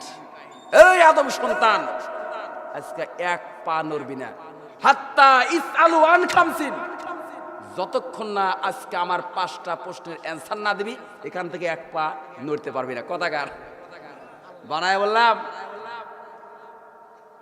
আমার ভাইরা, যৌবন শেষ, সব কিছু শেষ, এখন তসবিহ পড়তেছেন, নামাজ পড়তেছেন, সব পড়তেছেন। এখন আল্লাহ কি, আল্লাহ ফেরাউনের সাথে যে আচরণটা করছিল, আপনার সাথে তো সেই আচরণ করতে পারে কিনা বলেন? যে বেটা তো হায়াত দিছিলাম 70 বছর, 70 বছর তোকে আমি হায়াত দিয়েছিলাম, 65 বছর তুই আমাকে মানলি না, শেষ জীবনে এসে তুই আমাকে মানা শুরু করলি। আজকে ডোন্ট অ্যাকসেপ্ট ইওর প্রে, আজকে তোর প্রার্থনা আমার কাছে কোনো গ্রহণযোগ্য হবে না। আল্লাহ বলতে পারে কিনা? সারাটা জীবন তুই আমার অন্যায় করেছিস, বিরোধিতা করেছিস, নামাজ পড়িস নাই, রোজা রাখিস নাই, কিচ্ছু করিস নাই, আজকে তোর কোনো প্রার্থনা আমি আল্লাহ রব্বুল আলামিন কবুল করব না। নাউজুবিল্লাহ। এরকম হইতে পারে কিনা বলেন তো? নাকি ভুল বললাম? শিক্ষাটা ফেরাউনের কাছ থেকে দেখেন কি সুন্দর। এই ইতিহাসটা, এই কোরআনের ইতিহাস তো বলা যাবে, ইতিহাসও বলা যাবে, কোরআনও বলা যাবে, সমস্যা নাই। আমার ভাইরা, এই যে আমাদের যখন আমরা কি করি, যখন দুনিয়া থেকে চলে যাব রে মানুষ, একদিকে সন্তান বসে থাকে, একদিকে স্ত্রী বসে থাকে, একদিকে বাবা বসে থাকে, কেউ খেজুরটা আমাদের মুখের সামনে ধরে থাকে, কেউ এক পেয়ালা হাউজে কাউসারের পানি ধরা থাকে, কয় বাবার একটু মধু খাওয়া, বাবা শেষবারের মতো চলে যাবে, এরকম হয় কিনা? আবার কয় হাফিজা মাদ্রাসার হুজুর হাফেজ সাহেবরা যারা আছে তাদের তাড়াতাড়ি ডেকে আন কোরআন শরীফ পড়া। আমার ভাইরা, এই দুনিয়াতে যারা নামাজ পড়েন নাই, রোজা রাখেন নাই, যাদের সামনে কোরআন তেলাওয়াত করা হয়েছে, কোরআন শোনেন নাই, নামাজ তো পড়েনি নাই, বরং নামাজের বিরোধিতা করেছেন, আলেমের সাথে শত্রুতা করেছেন, আল্লাহর কসম করে বলি আজরাইল ওই দিন গলার উপরে এসে এমন ভাবে গলাটা ধরবে, মধু যতই উপর দিয়ে দেন মুখ দেয় না যায়, কান দিয়ে যাবে। কথা বলেন ঠিক কিনা? কারণ হলো আমার কথাগুলো দিল দিয়ে নিবেন, কথাগুলো নিলে আপনার কাজে আসবে ভাই। এই কথা কেন বললাম? বান্দা তখন বলবে রব্বানা আখরিজনা ইলা আজালিন করিব। ভাই আজরাইল, আমার একটু সময় দাও ভাই, আমি সারা জীবন অটো চালাইছি, নামাজ পড়ি নাই, আমি সারা জীবন প্রধানগিরি করছি, নামাজ পড়ি নাই, আমি এত বড় চেয়ারম্যান ছিলাম, নামাজ পড়ি নাই, আমি গ্রামের অমুক ছিলাম, নামাজ পড়ি নাই। আজরাইল আজকে ইলা আজালিন করিব, আমাকে বিন্দু মাত্র সময় দাও। দুনিয়ার ভিতরে যদি একটা সেকেন্ডের জন্য আমি যাইতে পারি আজরাইল, আল্লাহর বিধান বলতে যা বোঝায় সব কিছু আমি অক্ষরে অক্ষরে মানব। জোরে বলি সুবহানাল্লাহ। আজরাইল এবার বলবে বেয়াদব, তুই কথা বলার আর জায়গা পাস। কথা কি বুঝাইতে পারছি? আজরাইলের কাছে ছাড় আছে, ছাড় আছে। ওই যে ঘটনায় বলছিলাম না, ইদ্রিস আলাইহিস সালাম একটা ঘটনা মসজিদে বলছিলাম। এখন এই কথাটা কিরকম হবে আমি বুঝাই, বোঝেন। ঘটনাটা সেম ফেরাউনের মতো হবে। আজকে যারা এই কোরআনের মাহফিলে যারা আসেন নাই, মাইকের আওয়াজ ঠিকই তাদের কানে চলে গেছিল, অথচ তারা বাড়িতে বসে আছেন, রাস্তায় বসে আছেন, অমুক জায়গায় বসে আছেন। আবার কেউ কেউ জায়গা বলতেছে হুজুর আবার রাজনীতি কথা কয় নাকি, মানে অনেক জায়গায় অনেক পরিবেশ। আমি আপনাদেরকে একটা কথা বলবো, শোনেন। ফেরাউনের কথায় যাই, একটা কথা বলি এই জায়গাতে, হুজুর যা বলে যায়, হুজুর যদি মিথ্যা বলে যায়, আল্লাহ পাক কিয়ামতের দিন ওই পাপের বোঝাটা তার মাথার উপর উঠায় দিবে। এবং এই যে মহল্লার মানুষগুলো দেখে বলবে, এই বেটাই তুই তো হুজুর ছিলি, তোর গাড়ি এরকম পাপের বোঝাকে। বলে ভাই আমি দুনিয়াতে যা বলছিলাম সব মিথ্যা কথা বলছিলাম, এই জন্য আল্লাহ ওই পাপ আমার মাথায় উঠায় দিয়েছে। জোরে বলি নাউজুবিল্লাহ। হুজুর যেটা বলে যাচ্ছে যাক, হুজুর যদি মিথ্যা বলে ওর সাজা, ওর পানিশমেন্ট ওই পাবে। কথা বলেন ঠিক কিনা? তবে হে হুজুর দাওয়াত দেওয়ার সময় একটু জাস্টিফাই করবেন, হুজুর কোরআন দিয়ে কথা বলে কিনা। কথা কি বুঝাইতে পারছি? আমার ভাইরা, ঘটনাটা কিরকম হবে? যুবক ভাইরা, সারা জীবন 70 বছর মনে করেন আপনার হায়াত, 65 বছর নামাজ পড়েন নাই, রোজা রাখেন নাই, মাঝে মাঝে শুক্রবারে গেছেন, আর 1 বছর পর ঈদের নামাজে গেছেন, এরকম আছে না নাই? এই লোক যারা আছেন, এই লোকগুলো কথাগুলো শুনে রাখেন আমার ভাইরা। যখন মালাকুল মউত আসবে আর বলবে আল্লাহ একটু সময় দাও, বলবে বেটা চুপ থাক, তুই বড় বাটপার, আল্লাহর কাছে ওয়াদা দিয়ে এসেছিলি, তুই আল্লাহকে বলেছিলিস, আল্লাহ তোকে বলেছিল আলাস্তু বিরব্বিকুম, তুই বলেছিল কলু বালা, আল্লাহ তোকে মানবো, তোমাকে মানবো, সব জায়গায় মানবো। বেটা দুনিয়াতে এসে আল্লাহকে তুই ভুলে গেছিলি, এত কিছু দেয় নাই, 5 ওয়াক্ত নামাজ মাত্র দিছিল বেটা, তুই তাও পড়স নাই। কথা বলেন ঠিক কিনা? আমার ভাইরা, বরং তার তো সময় দেওয়া হবে না, বরং তার জানটা এমন ভাবে কবজ করে নেওয়া হবে, তার শরীরের ভিতরে যা আছে এমনও কিছু হয়ে থাকে যে তার শরীরের অপদার্থ অপবিত্র জিনিস তার পিছনের দরজা দিয়ে বের হয়ে যায় অনেক মানুষের। কথা বলেন ঠিক কিনা? আমার ভাইরা, কথাটা কিরকম হবে? ফেরাউন বলল রব্বুল আমিন ক্বালা আমানতু। আলেম ওলামা যারা আছেন আয়াতটার দিকে লক্ষ্য করেন আমার ভাইরা। ফেরাউন বলল ক্বালা আমানতু আন্নাহু লা ইলাহা, জোরে বলি সুবহানাল্লাহ। আল্লাহ ফেরাউনকে আল্লাহ পাক ফেরাউন আল্লাহকে বলল আল্লাহ আমানতু, আমি ঈমান আনলাম ওয়াহিদ মুতাকাল্লিমের শিখে। কিসের শিখে? ওয়াহিদ মুতাকাল্লিমের শিখে। আল্লাহ কেউ ঈমান আনে নাই, ঈমান আনলাম হলো আমি। চিন্তা করছেন? ফেরাউন আল্লাহকে বলতেছে আল্লাহ আমানতু, আমি ঈমান আনলাম। আন্নাহু লা ইলাহা ইল্লাল্লাযী, যেই রব ছাড়া পৃথিবীতে কেউ নাই, যেই সত্তা ছাড়া আর কেউ নাই, আমি সেই রবের প্রতি ঈমান আনলাম। আল্লাহ তুমি আমাকে কি করো, ওয়া আনা মিনাল মুসলিমিন, আল্লাহ আমি তো ঈমান আনলাম আমি তোমাকে ছাড়া আর কাউকে মানি না। ওয়া আনা মিনাল মুসলিমিন, আমি মুসলমানদের একজন। কথাকার এ আলোচনা কি বোঝা যাচ্ছে ভাই? আলোচনা বোঝা যাচ্ছে? ফেরাউন বলতেছে আল্লাহ এই বেটা সারা জীবন পিটায়া পিটায়া মুসা তার দরজায় 1000 বার যায় ঈমান আনাইতে পারে নাই। এবার আল্লাহ সুন্দর কেসি কলের ভিতরে সুন্দর করে ফালাইছে। ফালানোর সঙ্গে সঙ্গে বলতেছে আল্লাহ আমানতু আন্নাহু লা ইলাহা ইল্লাল্লাযী আমানাত বিহি বানু ইসরাঈল, মালিক আমি ঈমান আনলাম, আরো ঈমান আনলাম যে আল্লাহ ছাড়া কেউ নাই। আল্লাহ তুমি যদি আমার মতো ফেরাউনকে বিশ্বাস তুমি যদি না করো, বনি ইসরাইল যার প্রতি ঈমান আনছে আল্লাহ সেই রবের প্রতি ঈমান আনলাম। জোরে বলি সুবহানাল্লাহ। বন্ড কত বড় বন্ড আমার ভাইরা, দেখেন আল্লাহ পাক কি বলতেছেন। এখন এই বেচারা যখন কি করবে, আন্নাহু লা ইলাহা ইল্লাল্লাযী আমানাত বিহি বানু ইসরাঈল, ফেরাউন বলল আল্লাহ আমি ঈমান আনলাম, আল্লাহ মুসার প্রতি ঈমান আনলাম, আল্লাহ বনি ইসরাঈল যেই রবের প্রতি ঈমান আনছে আমি সেই রবের প্রতি ঈমান আনলাম। আল্লাহ তোমার যদি বিশ্বাস না হয়, ওয়া আনা মিনাল মুসলিমিন, আমি মুসলমান। কে বলতেছে? ফেরাউন। আমার ভাইরা,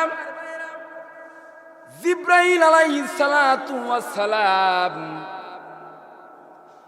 আসমান থেকে যখন সে এই কালেমা পড়বে, কালেমার আওয়াজ হবে, কালেমা বলে ফেলে দিবে। জিবরাইল আলাইহিস সালাতু ওয়াস সালাম লোহিত সাগরের নিচে একদম অতল গহ্বরে চলে গেল, অতলে চলে গেল। অতলে যাওয়ার সঙ্গে সঙ্গে মুড ভরে কাদা নিল। কাদা চেনেন? এই কাদা বোঝেন? আমরা ধান গাড়ি কাদার ভিতরে, রসুনের সম্ভবত কাদা টাদার ভিতরে ঘাড়েন নাকি? আমার ভাইরাম, আল্লাহ রাব্বুল আলামিন জিবরাইল আলাইহিস সালাতু ওয়াস সালাম লোহিত সাগরের অতল থেকে কাদা উঠাইলেন মুড ভরে। জিবরাইলের হাতটা ছোট হবে না বড় হবে বলেন তো? বড় হবে। মুড ভরে কাদা উঠাইলেন। কাদা এমন ভাবে উঠাইলেন, উঠায়া ফেরাউনের মুখ যাতে মেরে দিলেন। জোরে বলি নাউজুবিল্লাহ। আল্লাহ পাক বললেন জিবরাইল কালেমা পড়ল ফেরাউন, কাদা মাল্লা তুমি, কারণটা কি একটু বলো? তোমার এত রাগ কোন থেকে আসে? এত রাগ তুমি কোথায় পাও জিবরাইল? জিবরাইল বলে রব্বুল আলামিন আল্লাহু আলিমুল গায়ব, আপনি সবই জানেন, তারপরেও কেন শুনতে চান? এই বেটা এত বড় বেয়াদব, আল্লাহ নবী মুসাকে এই সাগরে ধাওয়া করে। এই বেটা এমন বেয়াদব, আমার আপনার নবী মুসা আলাইহিস সালাতু ওয়াস সালাম দুনিয়াতে যখন আসবে 1000 নয় 2000 নয়, কিছু কিছু তাফসিরে আসছে 90,000 সন্তান সে জবাই করে ফেলে দিচ্ছে। জোরে বলি নাউজুবিল্লাহ। জিবরাইল আলাইহিস সালাতু ওয়াস সালাম কে বলল, জিবরাইল এত রাগ আর এত অভিমান তোমার কেন হয়?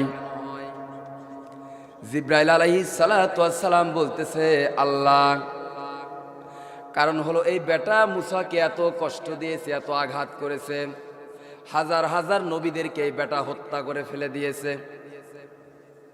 অনেক মা বোনদের পেটে যখন সন্তান এসেছে তাদেরকে শেষ করে দিয়েছে। আমি চিন্তা করলাম এর উপরে এত আমার রাগ, এত অভিমান। আল্লাহ চিন্তা করলাম কালেমা যদি ওই মুখ দেয়া বলে ফেলে দেয়, আর এই কারণে যদি তুমি তাকে মাফ করে দাও, এই জন্য তার কালিমা যেন প্রকাশ না পায়, এই জন্য আমি লোহিত সাগরের নিচ থেকে কাদা তুলে তার মুখে মেরে দিয়েছি, যেন তার কালিমার আওয়াজ না হয়। জোরে বলি সুবহানাল্লাহ। আমার ভাইরা, আল্লাহ রাব্বুল আলামিন ফেরাউন তখন কি করল? আল্লাহকে বলল, রব্বুল আলামিন সারা জীবন যে ভুল করেছি, যে অন্যায় করেছি, আল্লাহ তুমি আমাকে মাফ করে দাও, আমাকে ক্ষমা করে দাও। আল্লাহ পাক বললেন, আল আনা ওয়াকাদ আসাইতা ক্বাবলু ওয়া কুনতা মিনাল মুফসিদিন। আল্লাহ পাক বললেন, আল আন, ফেরাউন তুই এতক্ষণে এই কথা তুই বলতেছিস, ওয়া কুনতা মিনাল মুফসিদিন, অথচ তুই ছিলি বড় সন্ত্রাস। কে বলতেছে? ফেরাউন বলল, আল্লাহ আমি মানলাম, ভালো হয়ে গেছে, আমার স্যার ভালো মানুষ আল্লাহর জগতে কেউ নাই। আর আল্লাহ বলতেছে, বেটা তুই কেবল ঈমান আনলি, তুই কেবল এই কথা বলতেছিস। আচ্ছা বলেন তো, এই ঘটনা কি আল্লাহ আমাদের সাথে ঘটাইতে পারে না? যে একটা মানুষ সারা জীবন কিচ্ছু পারে, ভালো কাজ করে নাই, তার জীবনে দান সদকা নাই, কিচ্ছু নাই, মরে যেতেছে, দুনিয়া থেকে শেষ বিদায় তার। এখন সে বলতেছে, আল্লাহ তোমাকে মাইনে নিছি, তোমার কালেমা পড়লাম, আল্লাহ তাহলে আল্লাহকে মাফ করতে পারে? বলেন কখনোই নয়। আল্লাহ ফিরাউনের মতো আচরণ আমাদের সাথে করতে পারে, কোনো সন্দেহ নাই। আমার ভাইয়েরা কথাগুলো দিল জানিবেন। আল্লাহ পাক বললেন, আল্লানা ওয়াকাদ আসাইতা ক্বাবলু ওয়া কুনতা মিনাল মুফসিদিন। ফেরাউন অনেক জ্বালাইছিস, নবীদের অনেক কষ্ট দিছিস, আমার দিন তুই মানুষ নাই। আজকে তোর কালেমা আমার দরবারে কবুল হবে না, আজকে তোর ঈমান আনা আমার দরবারে কোনো কবুল হবে না। আল্লাহ পাক কি করলেন? ফালিয়াউমা নুনাজ্জিকা বিবাদানিকা লিতাকুনা লিমান খালফাকা আয়া। আল্লাহ পাক বললেন, ফেরাউন তোর ঈমান তো কবুল করলামই না, তোকে আমি এমন চিরন্তন করে রাখবো পৃথিবীতে যেন তোর মতো খারাপ মানুষ আর এই ধরাতে জন্ম না নেয়। জোরে বলি নাউজুবিল্লাহ।